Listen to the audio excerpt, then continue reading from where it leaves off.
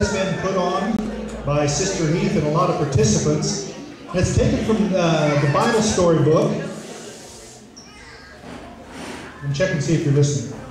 Where is it taken from? No. Question and answer. No, it's taken from the Bible story book about Noah's Ark. And so why don't we give our attention now and we'll see how this comes about.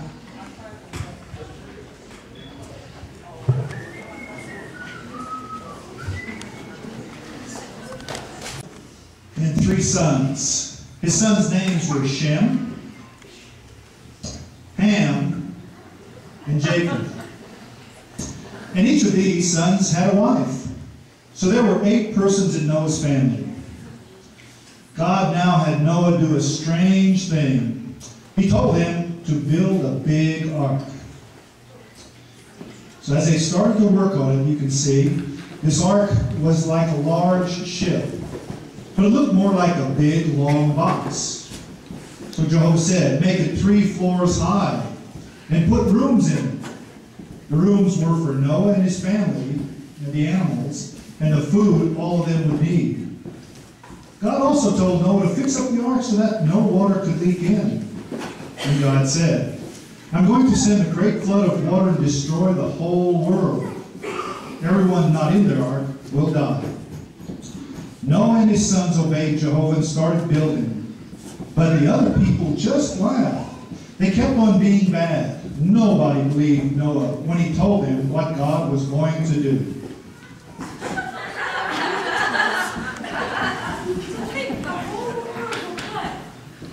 To think that God asked you to build an ark. Such a foolish man.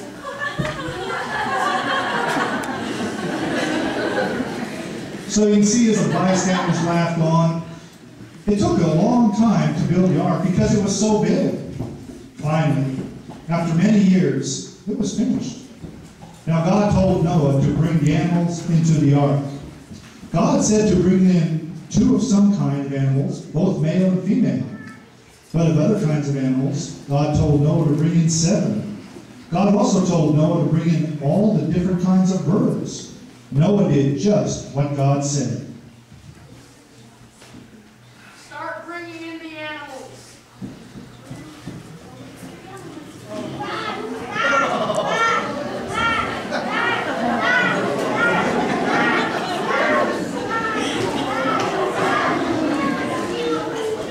So you can see it was a large job collecting all these animals.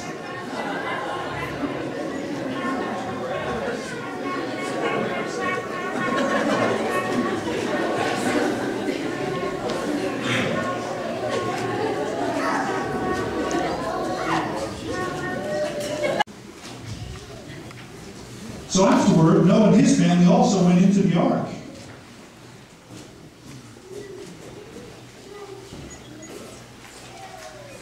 And as they got into the ark, then God shut the door inside Noah and his family waiting. Outside the ark, the people went about their life the same as before. They still did not believe that the flood would come. They must have laughed more than ever. But they soon stopped laughing. All of a sudden, water began to fall. It poured down from the sky as when you pour water from a bucket. Noah had been right, but it was too late for anybody else to get in the ark.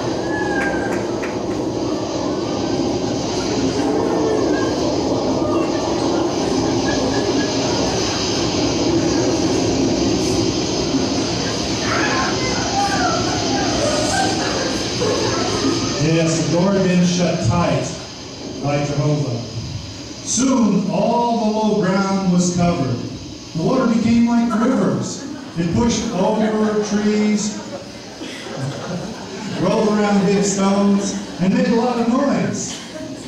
The people were afraid. They climbed up to higher ground.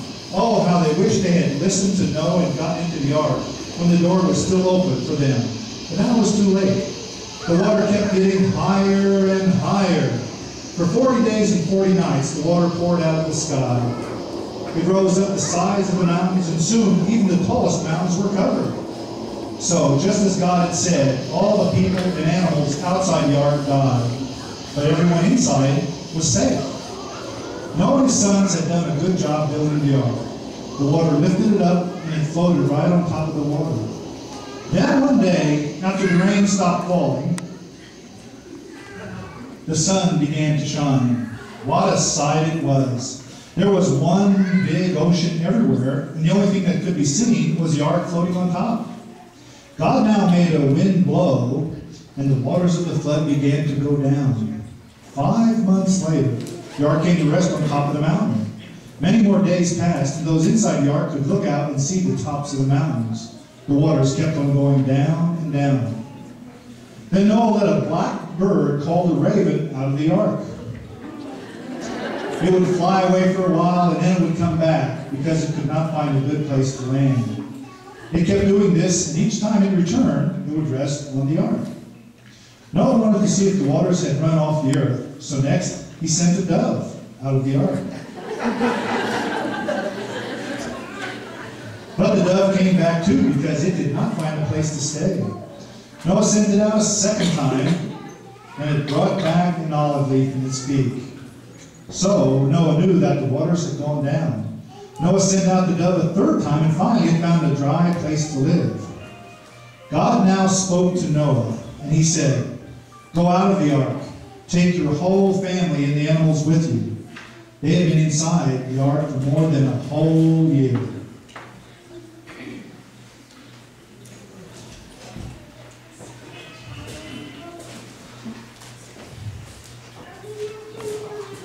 Fresh air.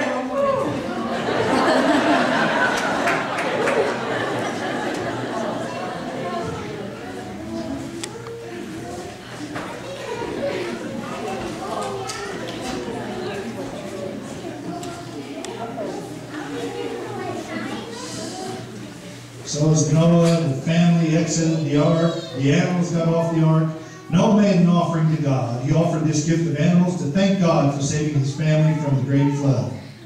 Jehovah was pleased with the gift, and so he promised Noah that he would never destroy the whole world again by a flood. Soon the land was all dried off, and Noah and his family began a new life outside the ark. God blessed them and told them, "You must have many children. You must increase in numbers until people live all over the earth." But later when people would hear about the great flood, they might be afraid that the flood like that would happen again. So God gave him something that would remind people of his promise, never to flood the whole earth again.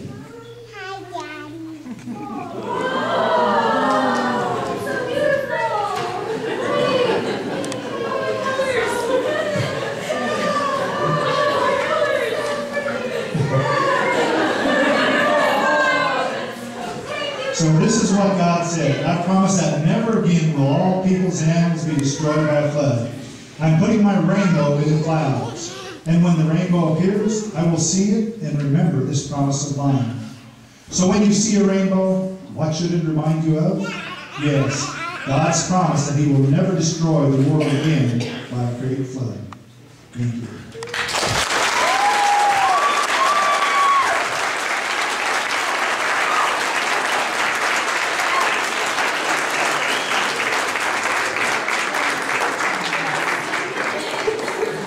Hey, everybody get over here and line up.